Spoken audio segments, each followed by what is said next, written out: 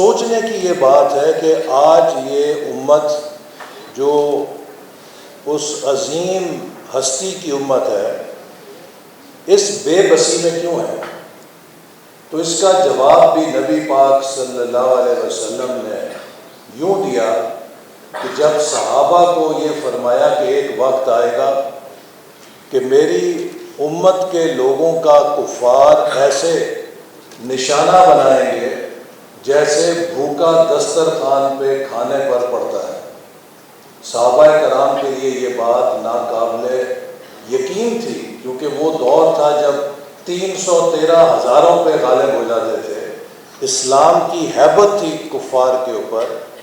تو وہ حیرت زدہ ہو گئے اور انہوں نے سوال کیا کہ کیا یا رسول اللہ صلی اللہ علیہ وسلم مسلمان قلیل ہو جائیں گے؟ تو آپ نے فرمایا نہیں، کثیر ہوں گے، تعداد میں بہت زیادہ ہوں گے۔ تو صحابہ کرام مزید حیرت زدہ ہو گئے کہ مسلمان کثیر بھی ہوں گے اور اتنے لاچار ہوں گے کہ ان کا شکار کفار ایسے کھیلیں گے جیسے بھوکا کھانے پر پڑتا ہے۔ تو پھر نبی پاک صلی اللہ علیہ وسلم نے فرمایا کہ وہ ایک مرض میں مبتلا ہو جائیں گے، جس مرض کو آپ نے وہن کے نام سے کہا کہ ان میں حب الدنیا اور کراہت الموت، کہ دنیا کی محبت اور موت کی کراہت کا فتنہ آ جائے گا یا بیماری آ جائے گی۔ وہ اس دنیا کی محبت میں اتنے گرفتار ہو جائیں گے کہ وہ آخرت کو اور موت کو بھول جائیں گے۔ آج آپ دیکھیے کہ اسی حدیث کی تعبیر آج کے حالات میں نظر آتی ہے۔ ہم سب نبی پاک صلی اللہ علیہ وسلم سے محبت کا دم بھرتے ہیں، اللہ اور اللہ کے رسول صلی اللہ علیہ وسلم کے لیے مر مٹنے کی تقریریں کرتے ہیں، لیکن آج کے اسلام کا المیہ یہ ہے کہ ہمارا اسلام صرف حلق سے اوپر رہ گیا ہے۔ ہماری زبان سے بہترین تقریر ہوتی ہے، ہماری زبان سے بہترین نعرے لگتے ہیں۔ آج امت مسلمہ علم کے بحران کا بھی شکار ہے اور عمل کے بحران کا بھی شکار ہے۔ دنیا میں کائنات کی تحقیق اللہ تعالیٰ نے کہا کہ جو اہل ایمان ہیں اور اہل عقل ہیں وہ اس کائنات پر اور اس کائنات اور زمین کے جو رموز ہیں ان پہ غور و فکر کرتے ہیں اور وہ مشاہدہ کرتے ہیں، اور بار بار کہا کہ اس کائنات میں نشانیاں ہیں بصارت والوں کے لیے اور عقل والوں کے لیے، لیکن ہم نے اپنی بصارت پہ پردے ڈال دیے اور عقل پہ تالے ڈال دیے اور کہا کہ عقل کا دین سے کوئی تعلق نہیں۔ آج کائنات کی حدود کی کھوج میں جیمز ویب ٹیلیسکوپ ناسا اور یورپ کے اسپیس ایجنسی سے لانچ ہو کے کائنات کی انتہا جو ابتدا ہے اس کی کھوج میں نکلی ہوئی ہے۔ کسی مسلمان ملک کے پاس یہ صلاحیت بھی نہیں کہ وہ چاند کے زمین کے مدار تک بھی چلا جائے۔ تو یہ ایک علم کے اندر ہماری جو پستی ہے، بے بسی ہے، وہ اس کا ثبوت ہے۔ اسپین میں جب مسلمان عروج پہ تھے، mathematics, science, physics, chemistry, algebra, geography, فلسفی، ایسٹرانومی، ہر شعبے میں جو کلیے دینے والے سائنسدان اور محققین تھے وہ مسلمان تھے۔ تو یونیورسٹی آف غالباً کیلگری نے ایک مقالہ لکھا، کینیڈا کی ایک یونیورسٹی نے، اس میں انہوں نے یہ جاننے کی کوشش کی کہ کیا وجہ ہے کہ مسلم اسپین کے اندر مسلمان علم کے اندر اتنی دسترس رکھتے تھے۔ تو ان کا نچوڑ یہ تھا کہ مسلمانوں میں علمی قیادت کی وجہ قرآن مجید سے ان کا تعلق تھا،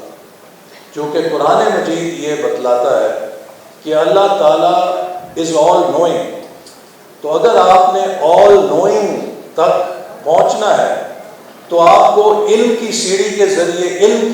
ذریعے ہی آپ اس ہستی تک پہنچ سکتے ہیں جو علم کی انتہا ہے۔ لہذا مسلمان مسلسل علم کی جستجو میں رہتے تھے تاکہ وہ خدا سے قریب ہو سکیں علم کی وجہ سے۔ قرآن مجید کے اندر اللہ تعالیٰ نے ہمیں باخبر کر دیا کہ جب کوئی تمہارے پاس خبر لے کر آئے تو اس پر یقین نہ کر لینا جب تک کہ تحقیق نہ کر لو، ورنہ تمہیں پچھتاوا کرنا پڑے گا۔ اور آج کی سوشل میڈیا کے حوالے سے میں سمجھتا ہوں کہ ہماری نوجوانوں کو سب سے بڑا جو خطرہ ہے، any message of hate, any message of prejudice, آپ کے ذہن میں جو نفرت کا بیج لگاتا ہے، جو آپ کے ذہن میں تعصب کا بیج لگاتا ہے، وہ آپ کا دوست نہیں ہے، وہ آپ کا دشمن ہے۔ ضروری نہیں ہے کہ وہ ہمارا نتیجہ اور ہمارا جو کوئی انفرنس ہے وہ اصل کل حقیقت ہو، بلکہ کل حقیقت بہت ساری ایسے انفرنسز کا مجموعہ بن سکتی ہے۔ لہذا دوسرے کے انفرنس کے لیے بھی ہمیں گنجائش رکھنی چاہیے کہ وہ ہم سے مختلف ہو سکتا ہے لیکن وہ بھی سچ ہو سکتا ہے۔ تو اگر ہم اس برداشت کے ساتھ اور اس سوچ کے ساتھ مکالمہ کی اجازت دیں گے اور ایک دوسرے کے ساتھ بجائے تشدد کے بجائے وائلنس کے ہم گفت و شنید کے مکالمے کے ذریعے اتفاق کرنے کی کوشش کریں گے، اور اگر اتفاق نہیں ہوتا تو اس بات کو تسلیم کریں گے کہ ہم اپنے تجربے میں ٹھیک ہیں، ہو سکتا ہے وہ اس کی اپنی مشاہدے کی بات ٹھیک ہو، اور ہم دونوں مل کر مسلمان بھی ہو سکتے ہیں، پاکستانی بھی ہو سکتے ہیں، تو پھر یہ موقع ہوگا کہ ہم مل کر امن کے ساتھ، آشتی کے ساتھ رہ سکیں۔ تو آئیے عہد کریں، ہم عمل کی اور علم کی ایک نئی تحریک شروع کریں گے، مسلمانوں کو دوبارہ علم کی قیادت پہ، منصب پہ فائز کریں گے، عمل کو نبی پاک صلی اللہ علیہ وسلم کی سیرت کے مطابق ڈھالیں گے تاکہ ہم اس بیماری سے نکل سکیں جس کی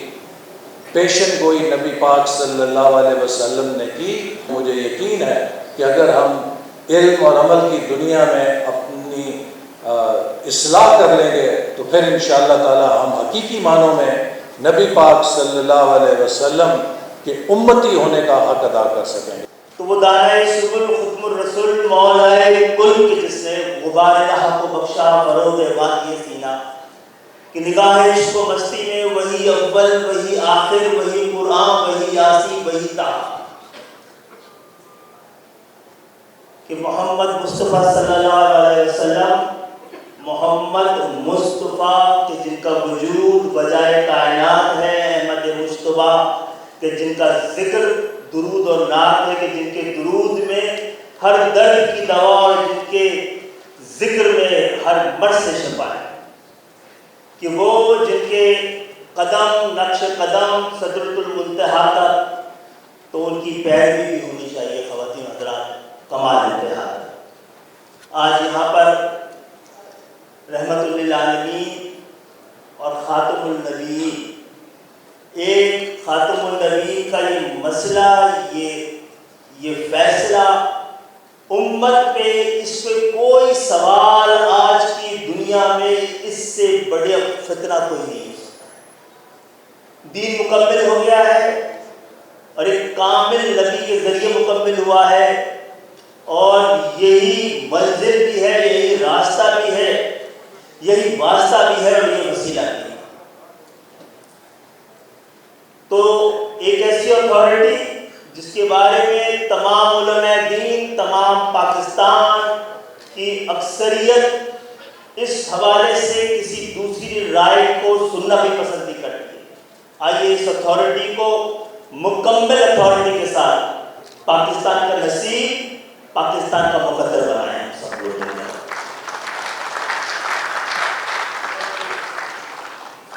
ختم نبوت ہمارے ایمان اور ہمارے عقیدے کا حصہ ہے، لیکن یہ محض ایک عقیدہ نہیں ہے، بلکہ اس کے اندر ایک پورا فلسفہ زندگی ہے۔ وہ فلسفہ زندگی کیا ہے؟ وہ کس طرح سے ابراہیمی روایت کو ایک خاص کمال تک پہنچاتا ہے، اور اس کے نتیجے میں کس طرح نہ صرف مسلمانوں کے درمیان بلکہ خاص طور پر ابراہیمی ادیان کے درمیان عقیدہ ختم نبوت ایک بنیاد بن سکتا ہے عالمگیر وحدت عالم کے لیے، وحدت انسانیت کے لیے۔